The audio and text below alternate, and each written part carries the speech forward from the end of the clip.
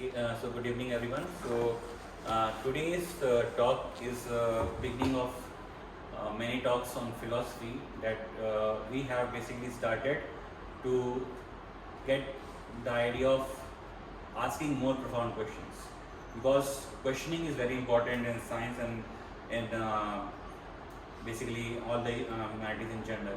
So how to ask deep and profound question is part and parcel of philosophy. So that's why we have started this series, and we will start this series with first very basic, and I think it's very general statement, and it's also much debated. Very heated arguments are based on this. So today we'll start with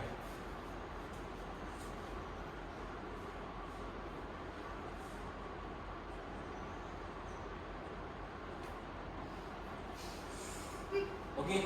So today we are starting with a very basic statement, which I think everyone here has some personal and some what you call, they have internalized this idea, so it will come naturally.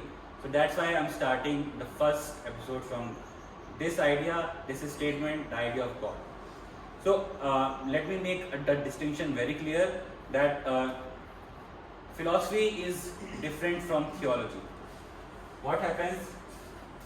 You have philosophy,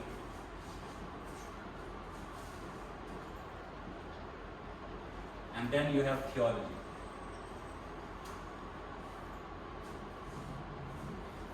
Okay, so in philosophy, God exists is not a priori.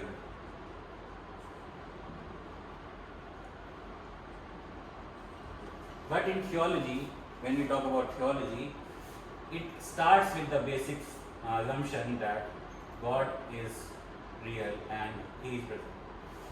So this is the basic difference between philosophy and theology. So this theology is part of basically religion and religious studies. So we are not going to deal with it. We are only going to deal with philosophical things. So in philosophy, the idea of God can be debatable, but in theology is not. In theology, God always exists. So we will basically be discussing on the crux of this matter, and people here, we have many people with us, and I will also introduce them to you. So there will be arguments in support of this, arguments against it, but arguments, like I said, will be based on some rules.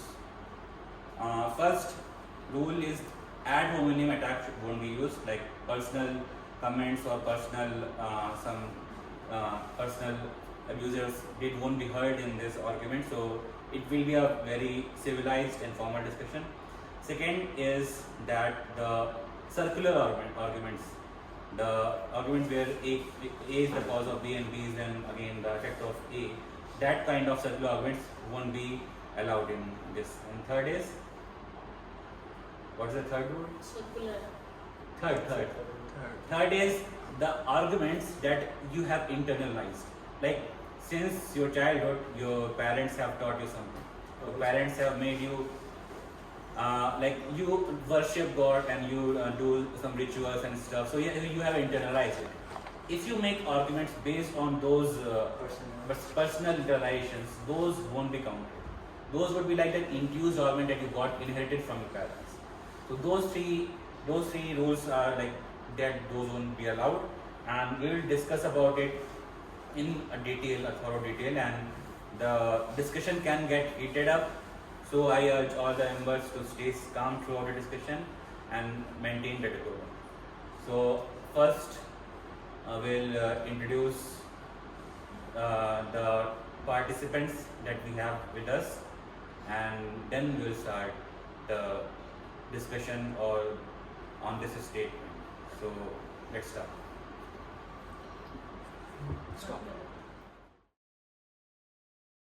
First, we have with us.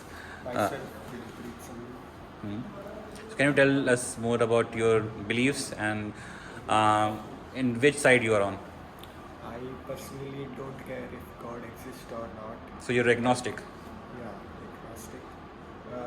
Like people have commented that like our universe is so perfect, like everything is so perfect that even if it like changes, like universal constant change a bit, our universe probably might not exist. So, but I'm not sure how true is that comment. Okay. Next we have with us Uwais. So I am Uwais, and I think I will start the debate. let's just No, like you get to know which side you're on first. yeah, like what's the your initial side that I'm starting on. okay. I'll start on like maybe on the atheism side. So you will be Yeah. on the atheist side. I'd Atheist. like to start on that side. I don't know like if we like someone makes any good points. maybe I Okay, can- okay. So you're going with atheism, like Yeah. God doesn't exist. Yeah. Okay. So next we have Nikesh. Hi, I'm Nikesh, and I'll go with the notion that God indeed does exist. God indeed does exist. So you're on the believer side. Yeah.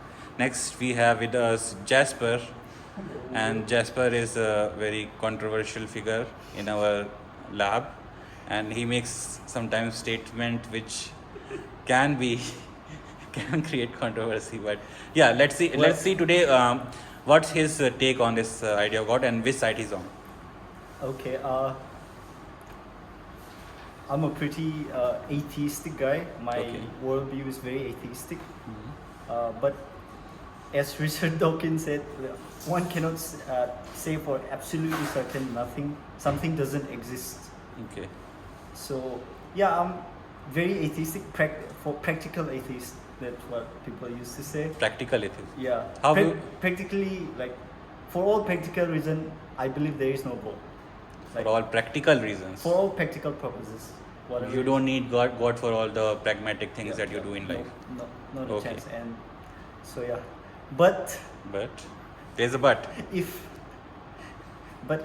in discussions, if a discussion is heavily based, one-sided based, I will. Then you will discuss go for against it. you go take the role of devil's advocate and you start Because talking about. both sides is very interesting to me. Okay. All kinds of arguments. But personally, which side you're on? Personally, I am a very atheistic person. Yeah. Okay. Thank you for this brief introduction. So I'm Bhaskar, and I had a roller coaster ride when it comes to beliefs.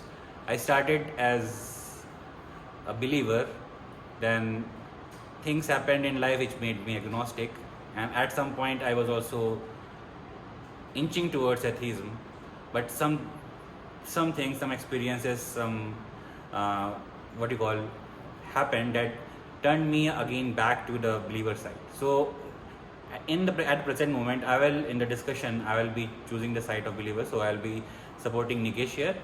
So we have two believers on our side. Like we have two believers, me and Nikesh, two atheists, Uwais and Jasper, and one who is agnostic and who can basically balance out both of the groups. So that's still great. And yeah, let's start the discussion. Okay, so can I start? So I will start by briefly defining what is this. What is this? It's very cool. Can I move on? Okay, so if we are discussing philosophical ideas on God, it's best we introduce what kind of personal thoughts that we have till now. So there is obviously this theological God. Yeah, these are like Abrahamic gods, and this Hindus, Polytheism. yeah, polytheistic, many other, yeah, pagan gods. They are there. They are theological gods. They are like in this kind of argument. They are first involved that there is God, and then all the arguments after that. And okay, for now, philosophical God, I think we can include this deistic kind of God, where What do you mean by deistic? there's a term called deistic religion where you invoke God, but they believe that this God doesn't like. It doesn't matter how you pray, what you do, the God doesn't Like accept in you. Chinese, Taoism and Confucianism. Yeah, something like that. They follow something similar, and it is interesting to note that most of the founding fathers of America, the United States of America, they are deistic. Lost it. So deistic people, they believe that God created the universe, but after creation, there is no God anymore. Like he is God beyond. created the universe and then he vanished. Yes, he is beyond. Like it is beyond whatever it is. It's beyond causality. So it is an interesting thing. Let's go with Tobias. What's your idea of God? I think it was different for everyone. God means it must be different for everyone. So if someone says like believe in God, so you must be like he must mean something else. Basically. Or if I say believe in God, I must mean something else. Interpretation matters because there are so many people and so many communities and cultures. So I just define God as someone who creates the universe, or who created the universe, and yeah, like that's the basic definition. Who created the universe and everything in it. Someone was here who actually created this Created the universe and is still here and is still controlling the fate of the universe. Is he still in the, or he is outside the universe and controlling it? controlling is like it's a problem controlling. I guess he just created the universe and everything in it, and everything inside it works like based on the rules that he is. made. Now we do. I never think about this. Let me take a bag. Thank you. It's very healthy actually. Yeah. I think universe is self-sufficient. That concept of universe itself is a God is actually the concept of Spinoza. No, actually, it's older than that. Maybe, yeah. But in philosophical terms, Spinoza was the first to have this idea. Okay, the universe as in the sum is God itself. That's yeah. And what your point? I personally think Personally, don't care if there is God or there is no God because at the end of the day, we have to live and we have to do our best. It doesn't it matter. Doesn't matter if God is there. But I don't care if God exists or not because it's really interesting. If he exists, it's very interesting. If he doesn't, okay. Yeah. If he exists, then damn, it will be so like what we can do lots of other things. Like we do something like really Actually, important. in the realm of this like fantasy. Yes, exactly. Like I'm a fiction, but you know, it will be so exciting. You know, if somehow we discover that. Let's go. Okay, now Nikesh. My notion of God is like very, I think that's very bizarre. Bizarre. Why do you say it bizarre? Yeah, subsequently it will be clear. what Okay. I would say. And for me, God is something that can never be known. It is something that is beyond human logic, and all the notions of creation and destruction of universe we say. I think that's simply not the right logic or not the right way to think about universe in my opinion. For me, universe has always been existing, and it will always keep existing in the So are future. you So, supporter of steady state universe? No, I'm a supporter of cyclical Cyclical. cosmology, or cyclical Cyclical universe. So, just how as a human mind we cannot make sense of infinities, I think something like if we want to somehow find a mathematical analog of what I'm trying to say, just like we cannot make sense of infinities, what's to the extreme past, what's to the extreme future, there's like no notion of creation or destruction. And God is like an ever-flowing eternal energy that's one with this universe. It's not a separate entity or like a separate space that God can be found. It just can be experienced through meditative experiences or love. So God is based on experience. totally experience. Like the more logic you invoke, I don't think you are ever going to get close to God. God is beyond. Suppose, I'm not saying don't invoke logic. Okay, don't invoke logic, but still you have some arguments to make. Even if you don't invoke logic, invoke intuition. Intuition has also a lot to say. Okay, so like intuition, I'll say my dad, like if I want to give you personal experiences, my dad at home is like a very spiritually well-reached kind of person, and we daily morning when I'm at home, like we go for these meditation practices, like something called as dynamic meditation. Okay. And like the experiences, just the sheer experiences that he shares with me, like it will sound extremely miraculous, like something that we in the usual human state cannot experience that at all. Like in meditation, he reaches to that extreme stages, and you will find it really maybe exaggerated or. No, I'm not saying. I'll tell you the statement. Like there are 5 to 6 people each day, and a certain person literally saw my dad raising 5 to 6 inches above the floor. And I'm not exaggerating. I can give you that person's number. So there are certain things that just go beyond like what human can think about. Is he actually floating? Yeah, 5 to 6 inches above it. I know it will sound extremely unbelievable, but I can give you that guy's number. I'm not lying. I'm not making up stories. Okay, Yeah, so that's what it is. I think all these so discussions. you have an experience of it. I don't have an experience. You don't have My dad has the experiences, and the experiences that he shares with me sound way beyond what you can think. What about. you yourself have experienced, that's the main thing that we I haven't experienced it. You have not experienced No, it? no. And I think it's a very. Like You want we to have to. experience Of that course. at least that experience. Absolutely. That's the ultimate stage I want to get in And life. that's more, I think, in the intuitive way of thinking, because that goes, that's even like way that Ramanujam and other Yeah. more those who are more believer Yeah. in the sense the scientists and mathematicians, those who are believer, though they say that it's actually God who gives all those These ideas. in their mind.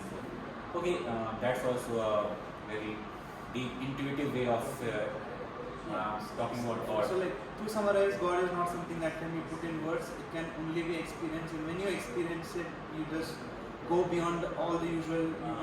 So that was Nikesh's ideas of basically his intuitive experience-based idea of God that he inherited, or he from his dad, that he followed basically. Okay, and my idea of God is basically based on the idea of consciousness.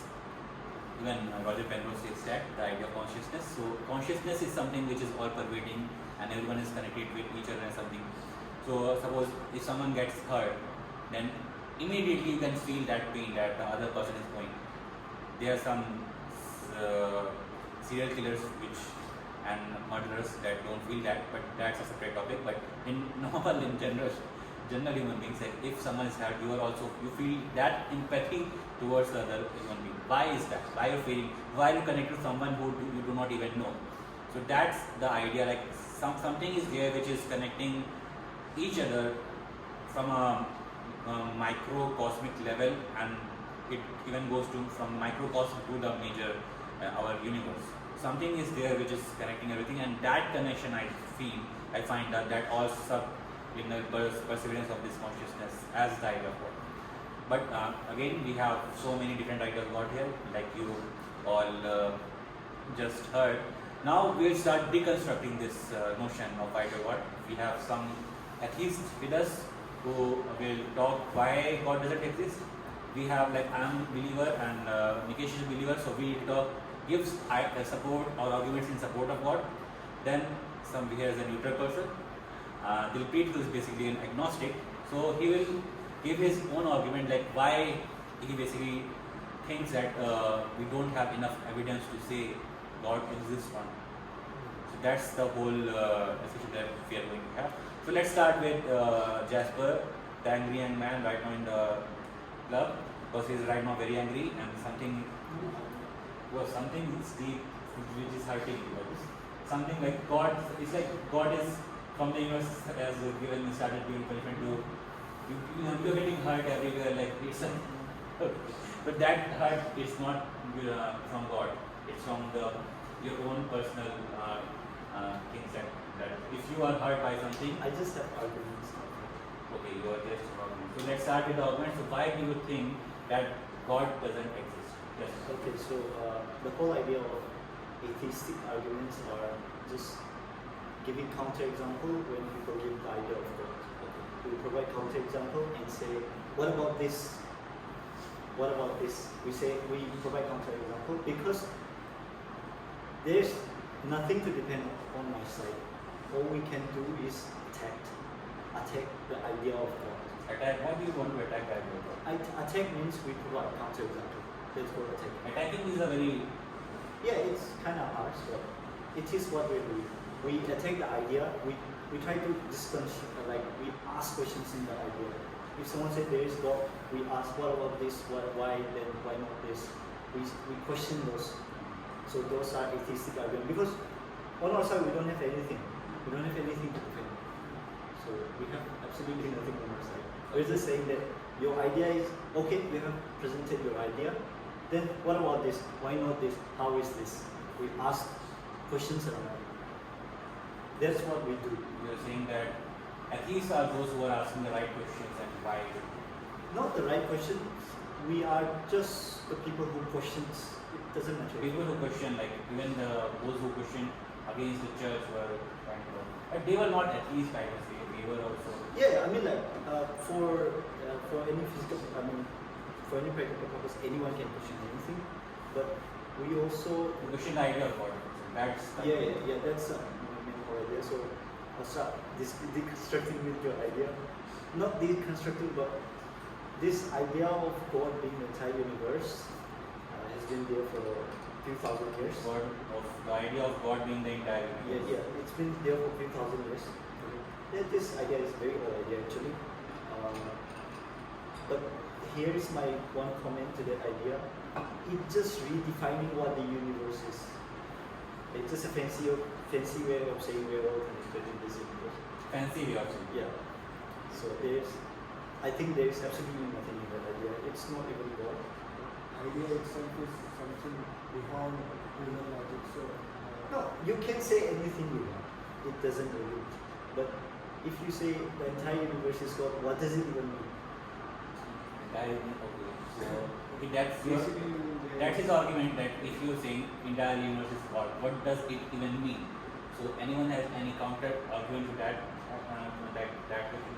What does it even mean to say the entire universe is God? if there is no God, everything in universe is like so perfectly set. But it's not so perfectly said because he can give argument like even the tiny sensitive perturbation can guess. We are talking about chaos. It's not like everything is perfectly set, it's all clockwork and everything. That argument says we have to think of some better argument and you are going to counter that. So I will come to next one because I will come personally because with your father. But I will talk something about this. And ad hominem attacks are not allowed. Yeah. So if you do that, So you will be it's his personal belief and it's very associated with him. But we are in good terms. I don't want to be in bad terms. So I will talk something about miracles. miracles. Miracles. I mean, a guy floating in the air is a miracle, isn't it? Okay, but let's hear your argument first. So about miracles, I have heard this very interesting quote. In a situation, if you think that's a miracle, there's two possibilities. Either you are misinterpreting or misunderstanding the event, or the entire universe has dropped its laws of physics, just in your favor. But what do you mean by laws of physics? Laws of physics mean How do you find laws of physics? yeah, laws of physics is okay. We have laws of physics means like Something which is natural. if you That happens in real life. expected to happen. What is natural to you? See, Something if that's expected to happen. Something that expected to happen.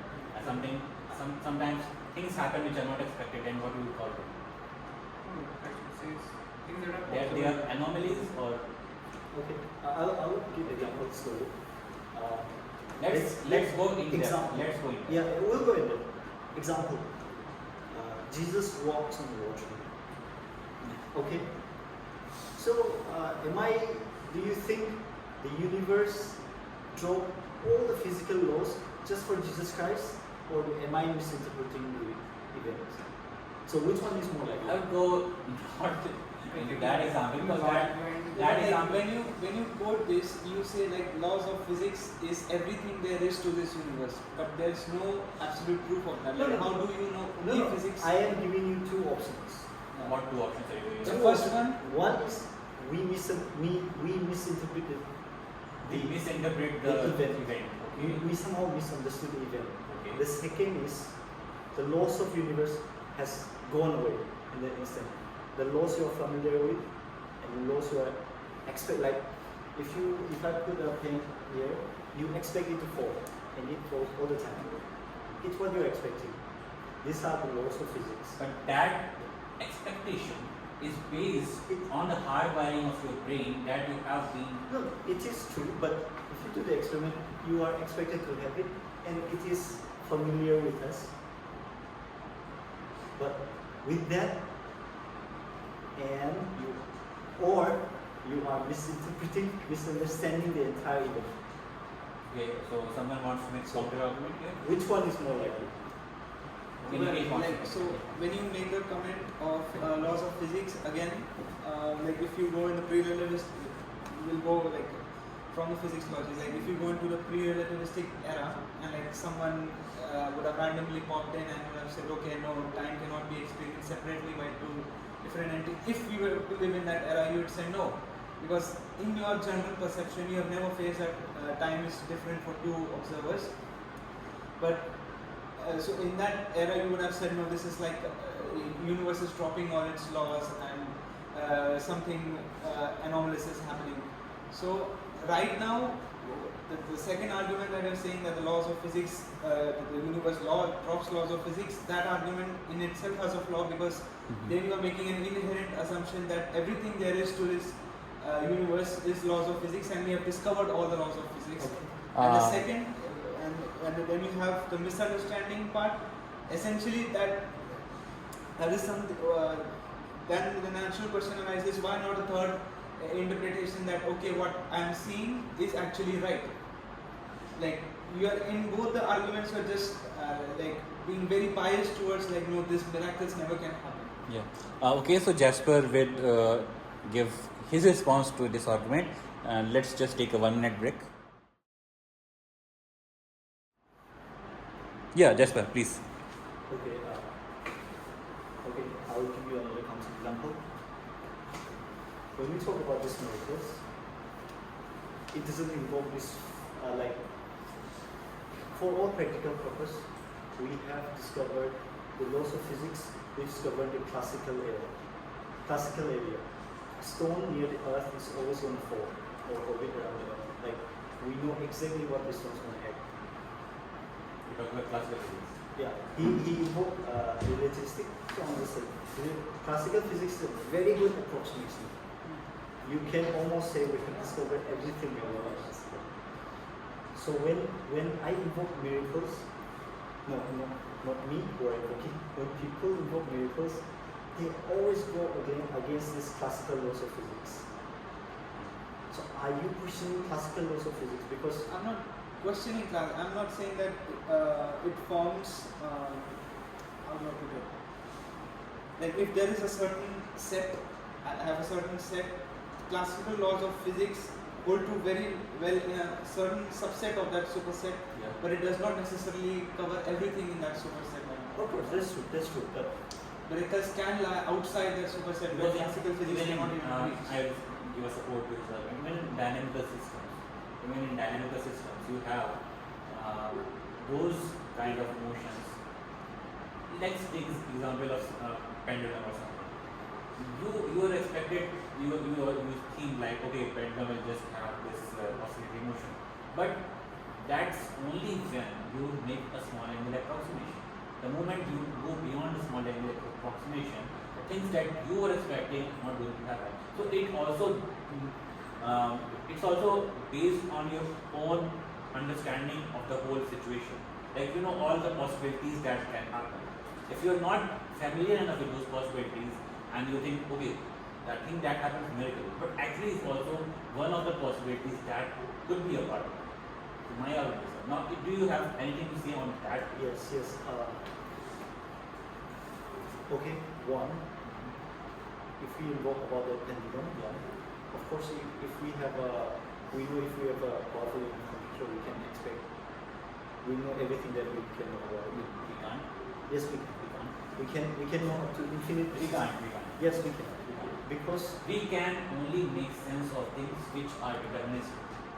yeah, pendulum is exactly Pendulum is not deterministic. It is. Pendulum is deterministic only up to a certain point. because we have finite computation resources. That's Given- why I think even if you make an infinite computer resource, you won't be able to do it. Yes, we can. We can't. Yes, we can. Give an Okay, let's example. consider that hypothetical situation that okay, we somehow did manage to We build can- a okay, somehow we made Yeah. All classical systems are predictable up to infinite precision, infinite time. Not all classical systems are predictable. Yes. That's a flaw in your argument. No, it's not a flow. It's a flaw. true. Okay, tell me. I can tell you many classical systems Which which one? any system where if you are extremely precise of initial conditions, then only you can make it. But how precise are you? That also means Infinite precision. It's infinite precision is never achieved. Are you saying you can achieve infinite precision? Of course, given enough powerful computer, How enough power you want? all the power I can get. But how the power you want? Then it's like being a god. No, it doesn't matter, right? Hypothetically, I can have a computer which is precisely infinite. Then you are making an assumption. Yeah. You're making an assumption. Okay, so Nothing, let's nothing is say, stopping me from having that. let's say you made an assumption and you think that you have infinite And resources. okay, this discussion is going a bit straight. That's not the point I'm saying. Okay, what's the point? The point about these miracles are these are very obviously, like seriously obviously, violate the laws of classical physics as we know it. Okay, let's. So it is very, very likely that we just misunderstood You missed the something. entire- Okay, that's his argument. Like So if this he kind has a of lot to say. this kind of miracle is not the way to argue for higher power or any Yeah. like form of external energy. I also support this argument because if you want to actually make an argument for God, if you make an argument in terms of something which is miraculous or something, then there is a tendency of going beyond the things that you don't understand, and when you want to actually fundamentalize it, and the things you don't understand cannot be formulated in a coherent manner. Then we'll have we have a gap. Then we'll have that lot of gaps are coming out of the picture. So we don't want that. So let's from now on, okay. That was one thing that we said. Let's keep miracle out of it and then discuss the other. Okay, Jasper made his point. Now it's time for OS to say something. OS, please. I wanted to say one more thing about the consistency. Consistency. Should I say it before you start? Yeah, OS, your turn now. Well, my idea of like my kind of attack is a bit different. I'm not going to bother whether God exists or not. I'm just saying people who ignore this notion of God or anything supernatural, they do so because they want to feel something that they've never felt before, or they want to be someplace that they've never been to before. But I'm asking, why do you need to be anywhere? Why Why do you want that kind of feeling? Is why you are currently not enough for you? Is it not? Why do you want to achieve that state? Why do But it's their goal to achieve that state. It's the ultimate goal to achieve that that thing that they have somehow read in, or they have read about it in the news, and they have listened to their relatives, listened to some other like saints, that they have achieved that state where everything is like he said, the duality is just broken. So if someone wants to achieve that, then why is it bad? But is it really wise to like invent notions just so that you feed your, I should say, aspirations? But I think humans are made in a way like if you take a classical system and you start with a system which is away from an equilibrium point, of course the system is going to do everything to naturally attain to this equilibrium position. Like we don't have an answer why. Yeah. Because things in universe are made that way. We humans are made that way. That there is a consistent internal pursuit for that ultimate stable state. And unless we don't attain it, we will never be happy in the truest sense, because as you mentioned, consciousness is such a big gift to human life that it can experience to the most extreme levels of happiness. What we are facing right now is nothing of that sort. I think the notions of happiness is terribly misunderstood amongst people. Like suppose if someone plays a video game and there's a certain time there's an adrenaline rush and we say that's happiness. I don't think that's happiness. That's not happiness at all. That's not actually human. That's your neurotransmitters being fed and they are just firing up that you feel happiness. Yeah.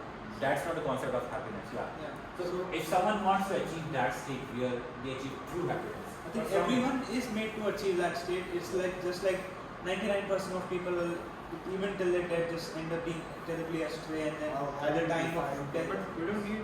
yeah. Now the question is how to define true happiness. Again, something that can only be experienced. See, that is the problem.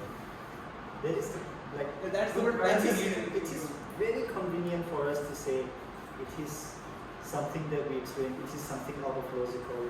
Yeah, like just how it was very convenient to say obviously in an argument which should not have involved that word obviously, because you need obviously a coherent because argument. we were talking about classical physics. So classical physics is not normal. That's what you think. Classical Because it's not it always looks obvious. It's like if you put the neuroscientific aspects of it, it's because our brains are hardwired in a way that we perceive the laws of physics, classical laws of physics in a way that for us, okay, laws are laws, that happens. But those laws are perceived in a different way by some other. Like if someone has 6 eyes, 5 eyes, then they will perceive same laws, but the perseverance of it, the perception of it will be different.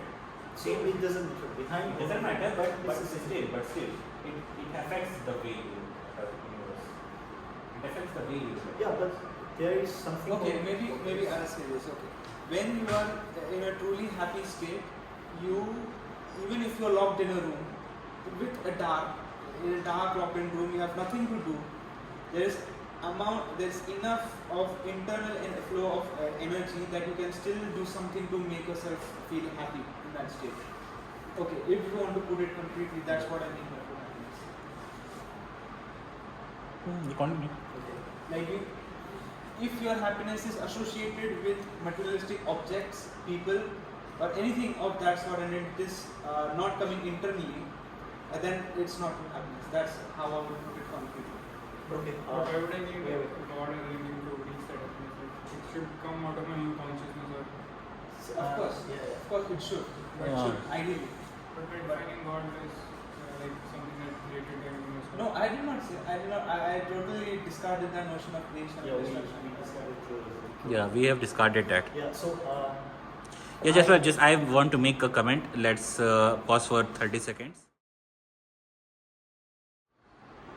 Yeah, so basically, hello, Ran. So I would just like to elaborate some points that Nikesh made. Nikesh talked about true happiness. So, according to, I've read some Upanishads. So, one Upanishad called Mandukya Upanishad, it talks about the states of your mind.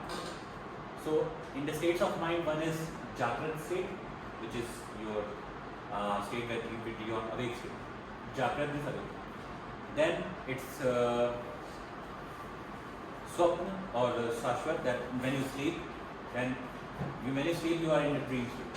Jagrat is when you are asleep. And Swapna Sushupta is state when you are sleeping. Then we have one more state. I forgot the name, Sushupti or something. When you are in deep sleep, when you are deep sleep, basically you are thoughtless. That's a Sushupti state. But the state that he is talking about, the true happiness, that's called Turiya. Turiya state is the state when you are in the state of total bliss.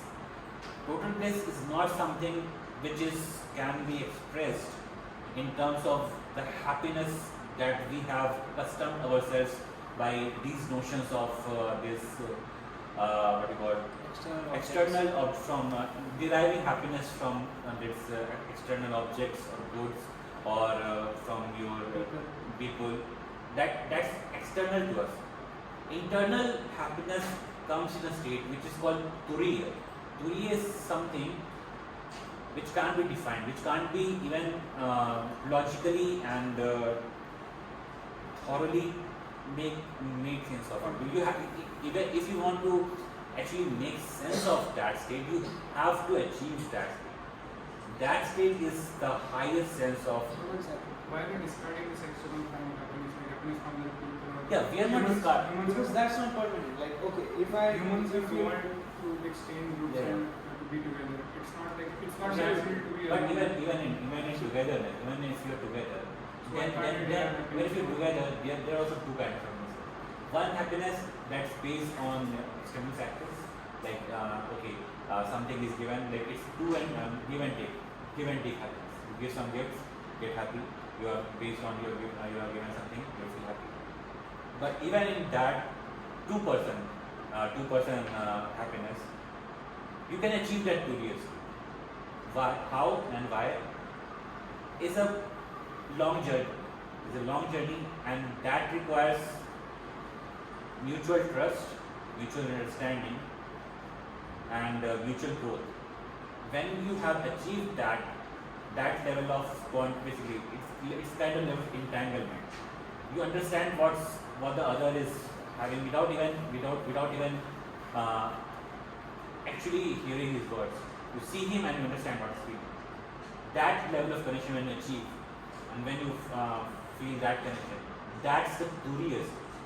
But normal that you go gifts, like the normal boyfriend girlfriend, you go gifts and you buy something and you have something. These romantic notions and of everything, buying gifts or going on a date, these are what you call external pleasures. But I would say, okay, I get your point.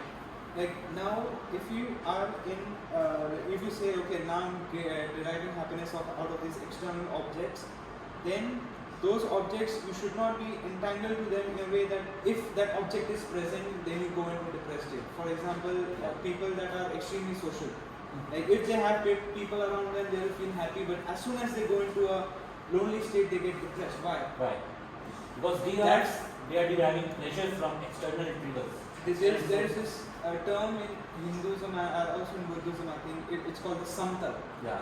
In whichever state you are in, no matter if you're with that object, with that person, if regardless of that object, if your happiness is consistently flowing, that's true happiness. So is there an illusion of absolute happiness, like only one definition of happiness? Absolute happiness is something which is beyond proper understanding of, like if you are in the normal state, you can't understand absolute happiness. But okay, there's an idea of happiness which can be talked about and which can be like you can try to feel it by the writings, or I don't know how to say it, but you can actually, like when you are reading a novel or something, you enter that way, the feeling as the other feeling. If someone is good enough with the words and is able to express it, you can have some notion of it, but you cannot actually feel it. But why are we so much focused on this happiness that we derive from ourselves? Why can't the guy who's unsocial, like social, and he's now sitting around, but why can't he just be with people all the time? That's the thing. Life is not as life easy. not- No, but Like, of course, you will not be with people on the So what you guys saying, like experience one thing all the same, it suggests something external present which connect people in some level, which practically saying is there is some form of something Amunu something, which exists, which can connect people. Mhm. So this means this whatever this thing is, it can interact with a normal matter because we are normal matter. Because it's interacting with very the brain. strong assumption. Very strong assumption. How? It's what you practically said. Right? You said No, they how do you experience- define practically? How do you define practically? That's No, very no, strong assumption. I'm just saying. I'm just rephrasing what you're saying. You said they have experienced all the same thing. Yeah. Their words are consistent. Yeah. That means their enlightenment is through one thing. Yeah, that's what I'm saying. But I did not say that's external. That's a truly internal process that every human being is inherited with. It's nothing external. Absolutely wrong. Okay, somehow it's connected. They are all connected somehow. They are born with it. So somehow they must be they are connected. born with it. Yeah. Okay, so there are something external Yeah. which inherent on them. Okay, so there is lots of problem with those kind of arguments. Like it's not the only argument that exists. There are lots of argument which talks about those kind of connections. Baskerville also just said about consciousness connection. So it's not my original argument, obviously. I don't have lots of original argument. So it is said consciousness was evolved on animals after millions of years. Okay, it is actually evolved. It's not inherent. Like you cannot find consciousness in very ancient microbes. See, I'm a very materialistic person because because that's what we observe. That's all I can work with to make sense of all these arguments because that's all I know. Okay, so I'm trying to argue with terms which I can detect. Like I can detect physically. I can do experiments on them. Okay, if I cannot, then there isn't seem to be any point on it. Like, if you cannot detect it, if you cannot detect or interact it, then what is the point of saying it exists or not saying? Is there a point? I mean, but somehow it can be detected because they are interacted through their brain, on their brain, right? So They can be interacted or inside their brain somehow. So you're saying something detectable is existing. Okay, so that's there is also this consciousness, and there is talk about this afterlife thing. After you die, somehow your consciousness. This argument is mostly the same kind of argument. Like consciousness was evolved through billions of years of evolution, but when you die, okay, when your brain is dead, how can it be practically, possibly, like, how can you argue that practically you will leave your brain? Because it was evolved on you. Like, practically saying, how can there be any external lesson beyond that? Yeah. Okay. So anyone wants to say about that? again, like all of these counters, like The counters, when you use this word practical, that's a very constrained notion. See, that's when I mean like practical, when you're saying, okay, I'm going to say something practical only when I can make experiments. Like you're disregarding millions and billions of experiences that people have had. no, How can you disregard that? this experience are experienced by those people. Somehow their brain is interacting with them. So they are doing experiments inside the brain, which is interacting. If it cannot interact, then they won't experience it.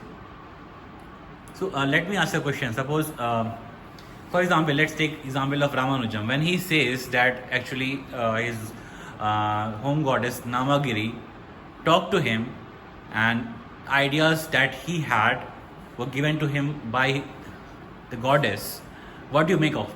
Yeah, Okay, because he had no formal education, no information of that mathematics stored in his brain. So where did it come from? No. He knows a lot of mathematics. He learned his own mathematics by his own. Yeah, that's No, it's not like he was born with all those ideas. No, he learned mathematics, although on his own, and he has lots of his. No, the point is Okay, I'll just the point is he learned the ideas. Okay, learning ideas is learning is a subject. Learning a book is something, but connecting the dots and somehow making sense of something which you have nothing in like literature about, and then you're making it up without having a formal proofs. You're making things. And he's saying those aspects or those things that he came in mind that basically gave him the notion of connecting the dots and making those partition function and then number theory, the things that he did. He says he attributes it to the notion of being told by God. So, Yeah. so do you think he was actually internalizing something that he read before, and then he was basically his mind was hallucinating, and then he got subconscious? You invoking subconscious in that argument, or you're saying that? Yeah, okay. One, Ramanujan was a religious person. Okay. He was brought up religious. So, it's very likely, because I don't know him, it's very likely that he believed in this kind of deistic God or this kind of God. Yeah. He was a normal Tamilian Brahmin, so yeah. Second, this kind of idea is not only concentrated on Ramanujan. There are lots of brilliant persons who has existed throughout the world, scattered around the world. Which means this kind of idea is not very that bizarre to come up with our brains. Okay. So, if I have to interpret his saying that God is giving him the ideas, I say he's just thinking that if you don't know how when your idea comes up, like it just you don't really realize it. So this could attribute to some neuroscientific problem that I don't know, but it happened. It happened, and we don't say it's from God when any idea springs up. For any matter, right? I mean, if you want to, when you want to speak something, it just spring up. What just spring up? Like, do you say it's from God? No, right? Sometimes you are so focused on some idea and keep thinking about it. You're basically internalizing it. You're questioning it. You are dreaming about it. You are something. Sometimes even you are so focused. You're not even eating properly. You're feeling. The idea has been like. The idea has become you. You have become that idea. You are internalizing it so much that you are basically become. That's the notion. That's actually the notion. It's a notion of the. Let me finish. Let me finish. Let me finish my. Okay, you finish. So here, if we are invoking that Ramanujan is actually connected to like something higher power or something external, something or internal, or okay, then I think it's more of a disrespect. Disrespect. Yeah, I mean Ramanujan is a brilliant guy. He did this on his own. So you don't want to give the credit to God. Absolutely no. God has The nothing to person do who with it. got those things into the world is giving credit to the God, but now as external people we say, okay, it's disrespectful. I think it's disrespectful to Ramanujan by saying such things. No, absolutely not. He did this on his own. I mean, Like I said, that things can get heated up. So yeah, so okay. no, he did this on his own. He's a brilliant guy. We must acknowledge him for it. We must not say it's God that's giving him.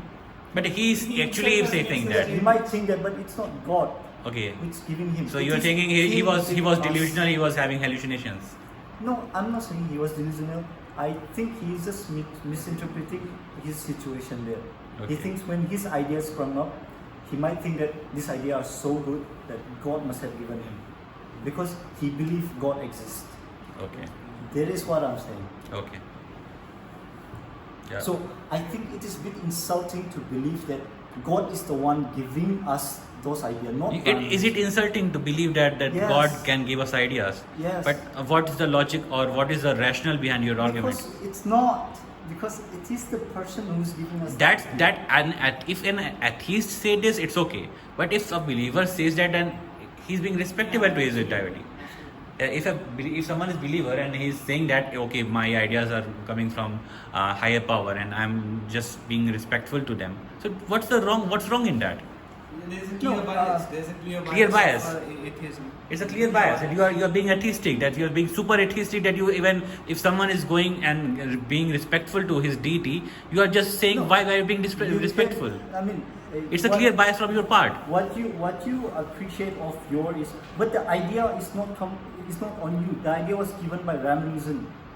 But the idea, he says that his But idea. He might credit anyone he likes. So he credited What does it someone. matter? If he credited someone, why are you like trying to discredit him? Because he. I'm not I'm saying other people are discrediting him by saying God is the one giving it to us. But some believers are saying that okay, they are believing him basically. If there are some believers who are believing him that okay, maybe the God, those who are in the believer clan, and they say okay, God is something which can give you ideas. So they are just sort of showing respect to the higher power and saying that. So if they are saying that, how is it being disrespectful to how is it being disrespectful to Ramanujan? Because the idea came from Ramanujan. But how are you so sure? But we are not sure, like, where did Ramanujan get his ideas from? Yeah, are you sure about that? Ramanujan came up Like, with his it's ideas. your bias and making you assume that no, it simply came out of his own brain. It's your bias. How can you concretely prove that? Okay, statement? fine. Okay, what you're saying is we need to debate whether God really exists or not. Yeah, obviously. Basically, it's the crux, and that will go beyond. So I think that we'll keep it to. But this is what Okay, I'm saying. sure. When you speak words sprung on you, do you think there is God? Do you really believe there is God? Do you really Of believe? course, like if there's a notion out of nowhere, like I hadn't even thought even once in my life before, and it suddenly sprung up. Of course, I would credit it to something beyond my imagination. Of course, I will do that. Like an idea, like something that you've never even thought about your entire life, and it suddenly sprung up. Like something that there has to be something. But you just talk about bias. Isn't it bias? Like he had an experience which he had never had before, and no one has taught him that. If he experiencing that, should he be like okay? If he was thinking logically, rationally, he will think about it. But it's an experience which can't be formulated in words. And how would you explain it? There's nothing to explain. What I'm saying is this kind of experience has been experienced by lots of people, not just Ramanujan. Sometimes we also experience. Even this. Newton did it. Newton was doing Yes. this. We all experience this. Yeah. Okay. Even when you say you are credited then to I God, think you are again biased with yourself. Like you biased with yourself. And You are- maybe you are not crediting, again, you are biased with your opinion. Yes, you are biased when you credited like God, because there are other better explanation to explain why those ideas come out. Are there any More- neuroscience? Of course, there are neuroscience about developing ideas. Don't you know?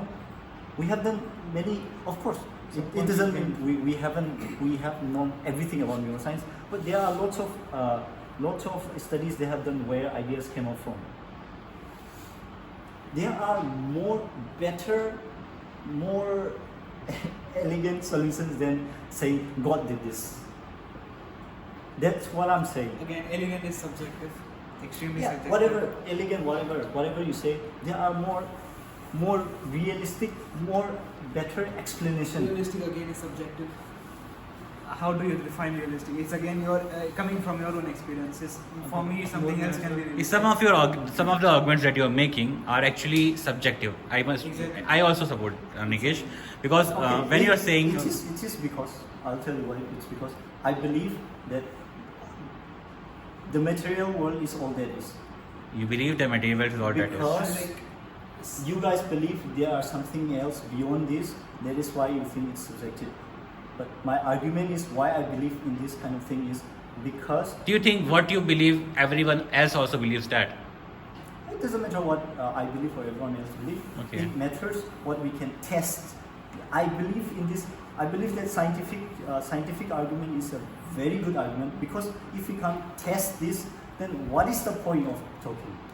that's a very good scientific argument is really good as long as you are stuck to the materialistic world. Yes, exactly. But there are thousands and thousands of texts But- that say that materialistic world is a very, very small fraction of that there is in this universe. doesn't matter how can many you discredit how those many texts? thousands of texts exist. It doesn't really matter.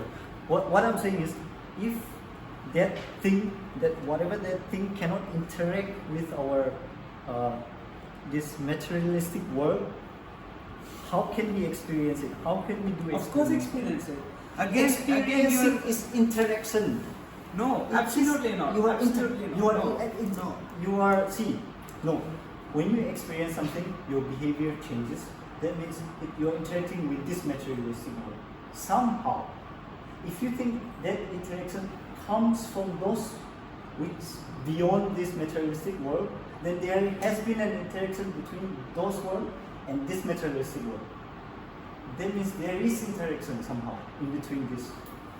Okay, so how would you say that every interaction has to be testable? You're making an inherent assumption again, like every interaction has to be testable. How do you prove that? If you are going with a scientific. I am not saying every interaction is testable. Yes. I'm saying your behavior changes. When like those enlightened people, Yeah, behavior changes. their behavior Then- changes. yeah, then- That is an observation. Yeah. So you are saying that And you're thing- discrediting those observations. No, and you're saying that. they think I am making a bottom up argument. That thing comes from his experience. Sorry? His whatever that internal thing that you said. Hmm. Okay, that means there has been something going on, that enlightenment. Yes. Why are you making talking about enlightenment in discourse? Because I Because it's subjective. don't believe in those things. You don't believe in enlightenment? No. Okay. No, I don't think there is no such thing. There's no such thing as enlightenment. Yes. But what? That's why I am quoting. Extremely strong bias, extremely strong bias. Yeah, it's Discrediting so many people who have experienced like. You are basically discrediting all the modern religions and all the spiritual. I am. I'm It's not- fine, it's fine, but like, how can you discredit experiences? Like, Yeah. very genuine experiences that seem very coherent. It doesn't matter what people say. What? It doesn't matter what people. They say what they It feel. have nothing to do with the actual truth. How do you define actual truth? What do you mean? How will you define actual truth? You said actual truth. What is actual truth? The actual truth could be that the entire universe is a Boltzmann brain. That's an actual Entire universe is a truth. Boltzmann brain. Boltzmann brain. Yeah. What is a Boltzmann brain? I don't know about Okay, it. leave it there. The actual truth can be there is no unified theory. Okay. That's actual truth. Actual truth could be there is one single theory that explains the entire universe. That's actual truth. And actual truth could be that finally we are on the back of infinite turtles. It's actual truth. That's an actual truth. But how is it actual? It will be actual when someone has actually tested it. Yeah. But no one has tested it actually. How is it actual then? We haven't even found it. Forget about testing. Yeah. We aren't even close. What to the for? field. How can you define actual truth when you are just living a moment, or what do you call, a tiny fraction of that truth? No, I am living in tiny fraction. Doesn't mean this whatever this actual truth, this universe that we build upon, it doesn't mean it doesn't exist. Something exists, right? That's why we are actually like in your ideas too. Something exists. Maybe you think maybe out of this materialistic world. But do you think, since you're a highly materialistic guy, you said I'm highly materialistic, so everything is made up of building blocks of matter. So when you're talking about materialism, in a broad sense, so in materialism, how do you think that the search for truth or search for what actually the universe is can go along with it? Like how are you going to find it? Like, okay, so everything is materialistic, everything is matter, collider, everything.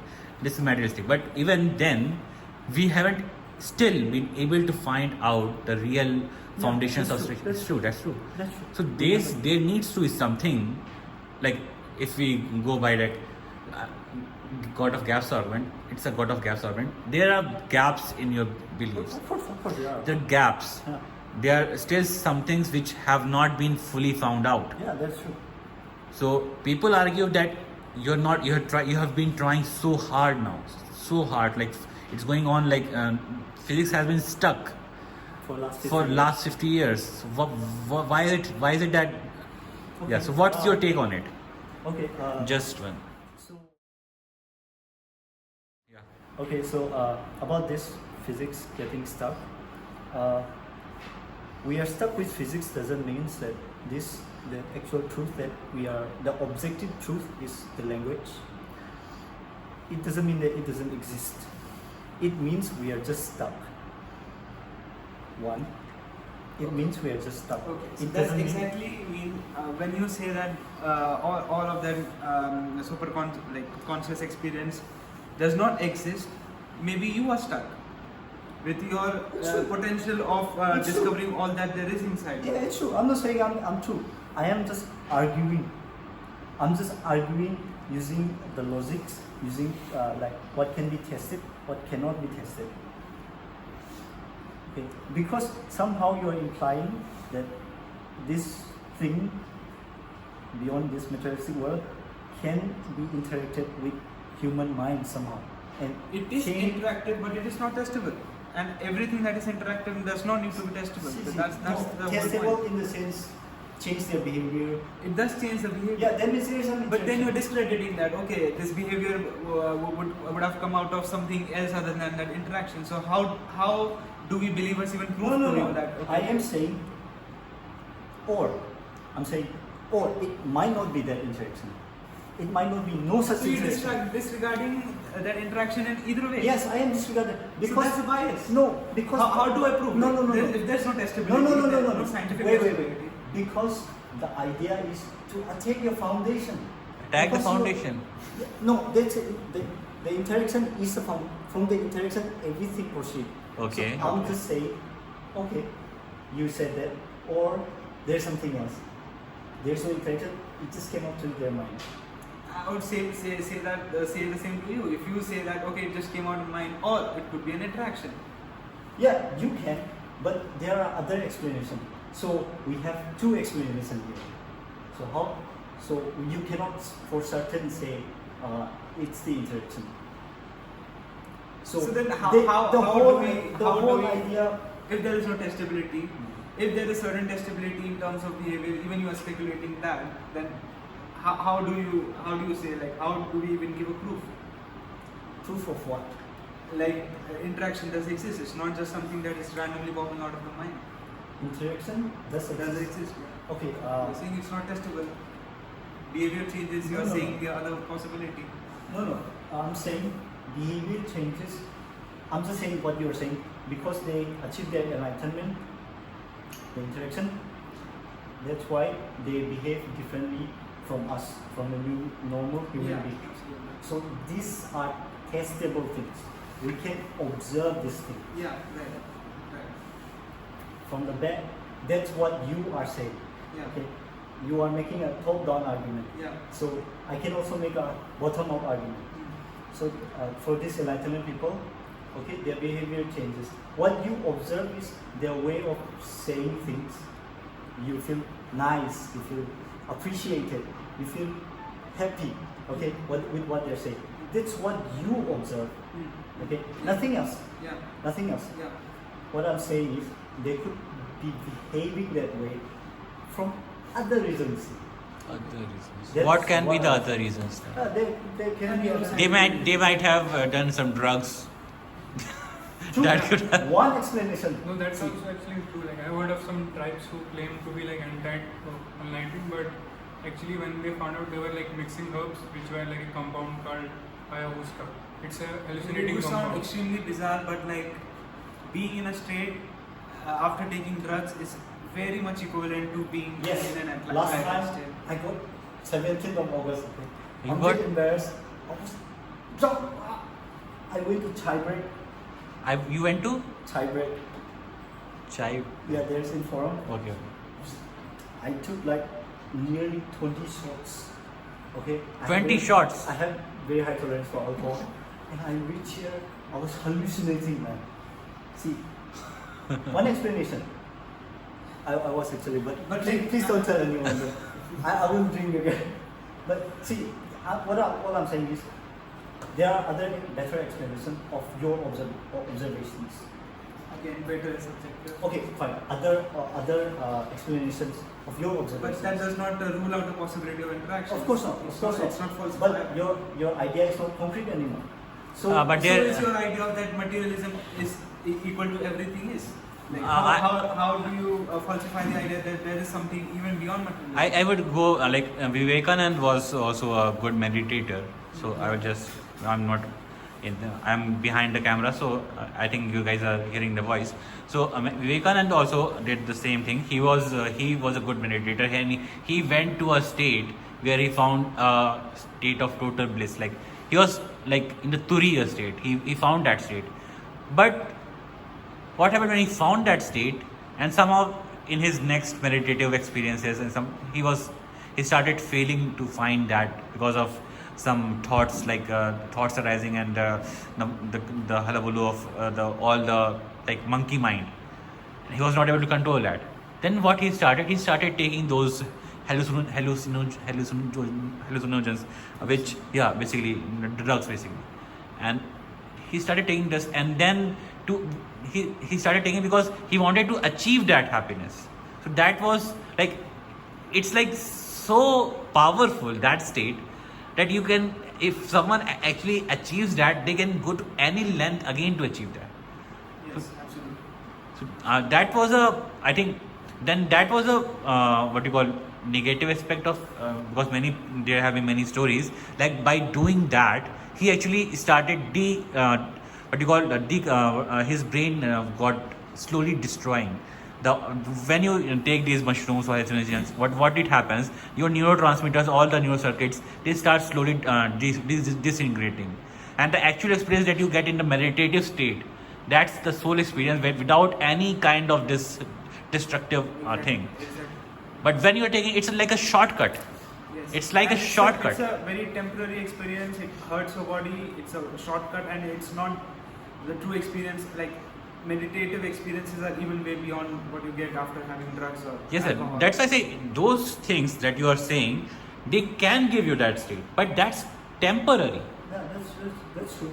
If you want a profound state and you want to have it, then you have to abstain from that, and then doing your own on your own when you go to that, without actually hurting your brain with these kind of hallucinogens or mushrooms or you can.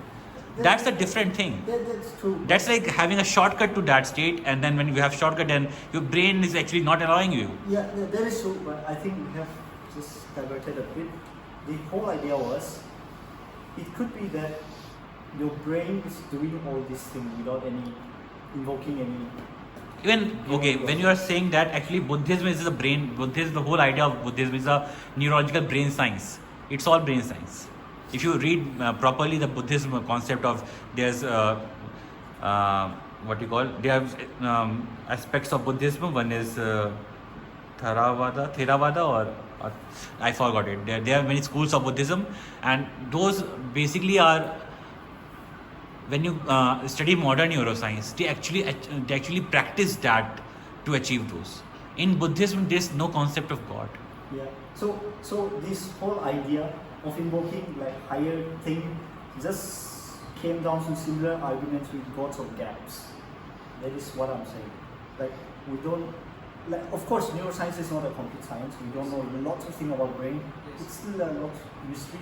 But this all boils down to nothing. But we still don't know.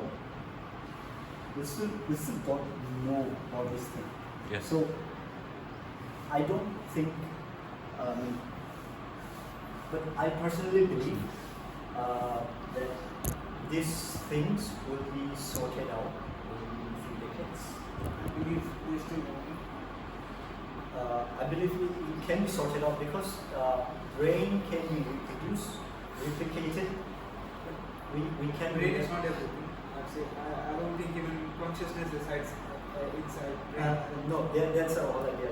Consciousness was observed that consciousness was evolved inside our brain. So how can it be anything else than beyond the brain?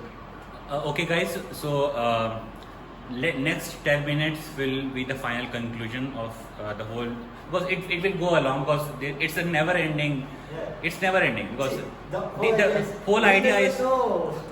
The whole idea is that's why I started with this notion, because it's a very intense and it's a personalized topic. So if you can go in depth for this topic, you can go in depth for any other topic. That's why I started with this.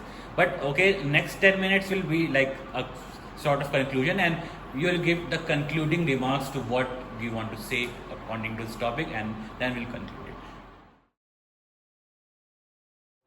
So this is the final concluding section of this whole discussion on the philosophical talk. This was the first. I chose the idea, specifically the idea of God, so that intense, in-depth, heated questions can come out of it, and people can actually, and you guys saw that there was some intense discussion. So now, this is a concluding section, and we will give 2 minutes each to every participant. So let's start with Nikesh, his concluding remark on the whole discussion, and finally what he thinks and what is his overall take on this one. Nikesh. Okay, so I will conclude in a way I started in my introduction. God, like, is a topic that can only be experienced, and like as we saw in this debate, like people who favored the side of atheism, like even they could not come up with concrete arguments to rule out the existence of God. And one thing I would say, like when we when anyone experiences this state, like which we are calling as God, like I think it's going to be extremely very clear that it is not something that is coming out of anything that has to do with body. I think that experience is going to be very clear enough that it is something that comes from outside of this body. That's It's all. like out of the body experience. Out of the body. That was Nikesh's whole take on this whole topic. Thank you, Nikesh, for sharing your ideas and taking part in this meditation, which was very fruitful for us for actually finding out the depth questions and basically the art of arguing. Now we have learned the art of arguing. This is how we argue. This is how actually scientific arguments think this. That was a learning practice. That's how when we take debate of physics and talks, and that's how you should think about it. You go in depth and then come up with the questions. Here these guys, they just deconstructed everything. Like you saw in video one, like here you heard video one twice, you heard saw video one, like how in depth you can go. So that's the main soul motto of this discussion. Okay, so next week we have Dilpreet. So Dilpreet was a bit quiet, but he made some important points spread overall during the whole discussion. Now let's take his final remarks and what does he want to say. Dilpreet, can you speak in a bit higher voice, because I think the fan is there. Like Nikesh said, like we are not able to confirm God, existence of God doesn't exist, but we also doesn't confirm that. I think that point is not enough to confirm that there is like any higher power that how just pointed out. There might be something more. So you think we don't have enough information to say what we are saying? Like you himself said, this is something beyond human logic, and you have to experience. Yeah, So that means you have a lot to learn about. Then you can say you have not. So that's the way. I think your concluding point. We have a lot to learn and a lot to know before we can make any remark on this. Okay. So next we have OS.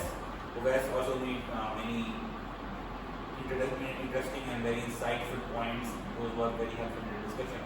So let's take his concluding remarks. So OS. My take on the Take whole a bit. my take on the whole argument is still pretty same, and it's actually pretty trivial. I feel that us as humans, we should just act according to our own genetic constant. So we're supposed to like stay in groups, and if you do something unnatural, like we argued that you should be happy if you are like isolated.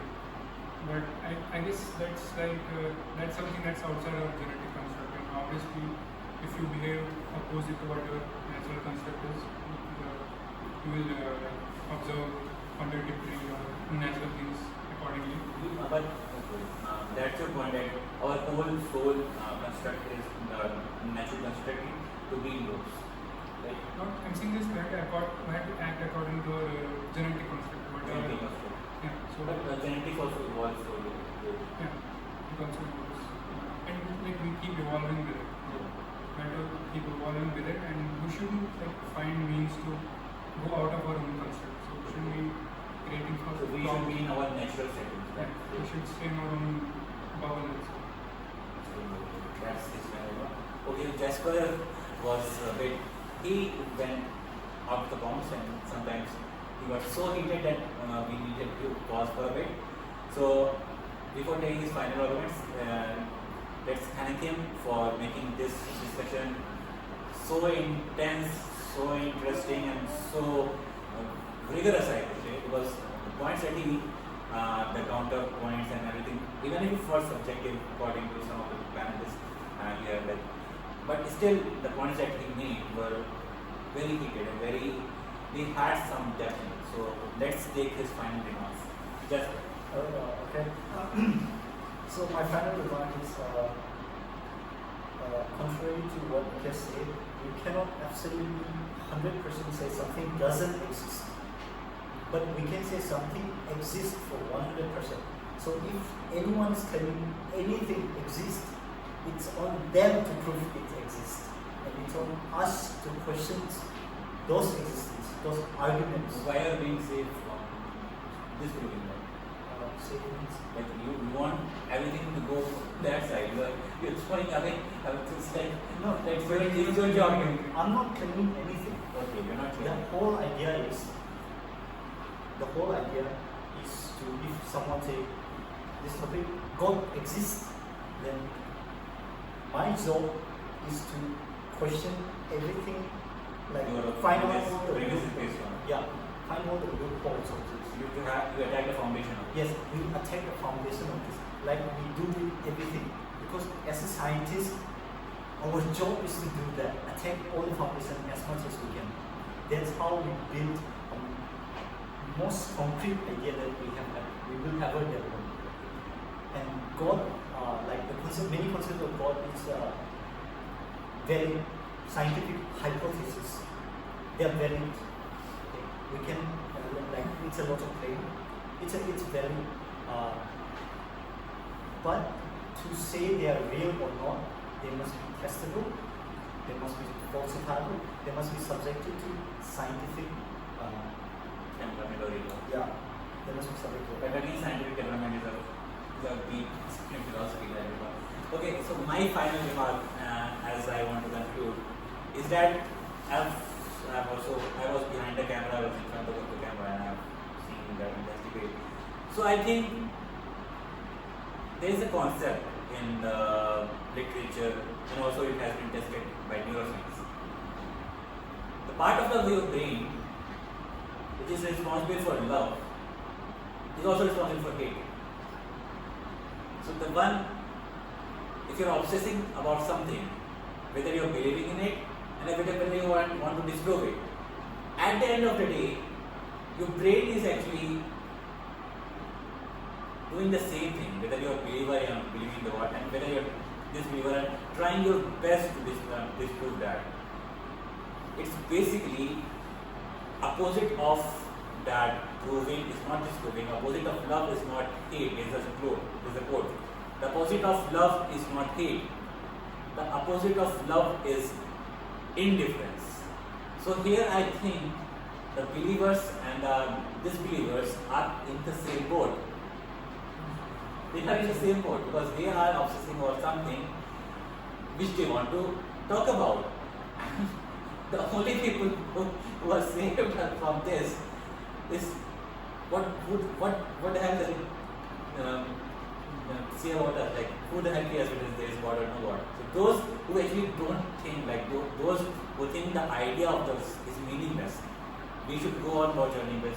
In the starting, GP was that idea. Like, why does it even matter that if there is God or no God? Those who are not even concerned about it, I think they are safe. But those who are in the same, I want to disprove God, I want to prove God. They, at the end of the day, they are in the same boat, and they are, if they believe or not, they are powered or pumped up by the same emotions, whether it is intense love emotion or intense to oppose the negative. They are actually the same, but they want to disprove it something. But at the end of the day, I want to say that that's my whole opinion of it. So I would like to add Yeah, one thing. okay. Like the people who want to prove it are like most of the time disinterested, like me, as I was in the start of the debate to prove it. The ones who always want to disprove it will put all their energies to disprove it. But I think the ones who want to prove it, like they don't even care about proving it because they have experienced it in some way.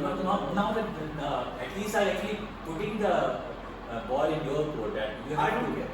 I honestly don't care. I honestly don't care. And I started this debate by saying, like behind the cameras, that when we talk about this topic of It's God, personal experience.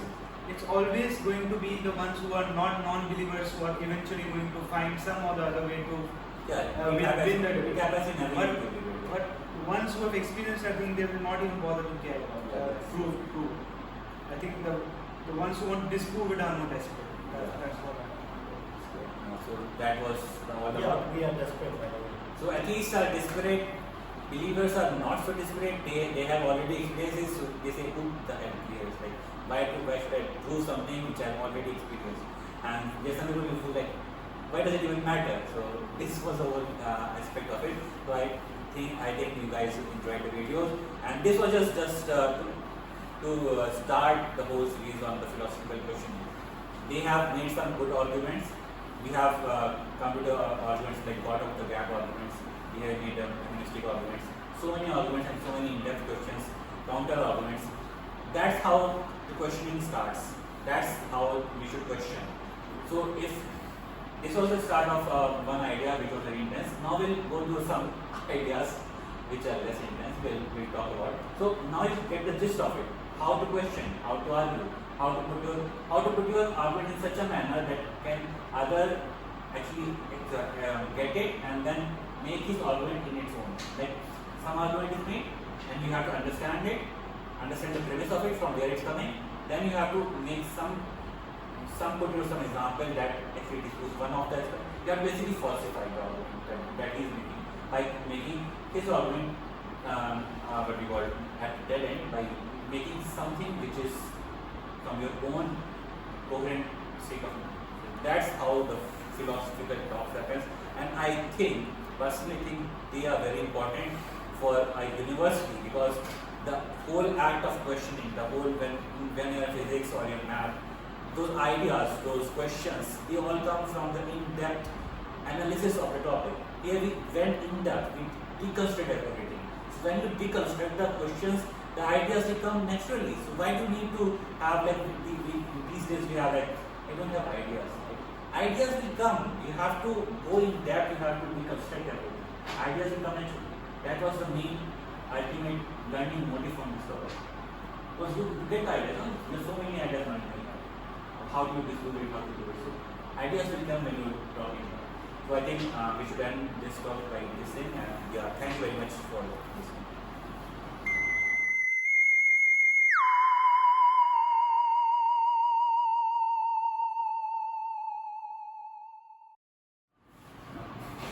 Yeah, so what you're saying?